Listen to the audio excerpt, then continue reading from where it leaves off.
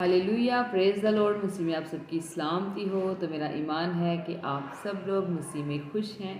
तो जैसा कि आप जानते हैं कि बाइबल मुक़द्दस में से हमने ज़बूर की किताब की स्टडी शुरू की है, जिसके 123 ज़बूर हम पढ़ चुके हैं और आज खुदावंद के फजल से हम ज़बूर नंबर 124 पढ़ेंगे।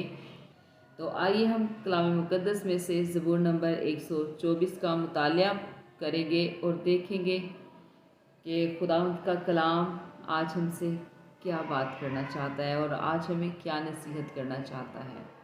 तो खुदावंद के कलाम में यूँ लिखा है, अब इस्राएल यूँ कहे, अगर खुदावंद हमारी तरफ ना होता, अगर खुदावंद उस वक्त हमारी तरफ ना होता जब लोग हमारे खिलाफ उठे, तो जब उसका कहर हम पर भड़का था, वो हमको जीता ही निकल जाते। उस वक्त पानी हमको डुबो देता और सैलाब हमारी जान पर से गुजर जाता। उस वक्त मौजज़न पानी हमारी जान पर से गुजर जाता।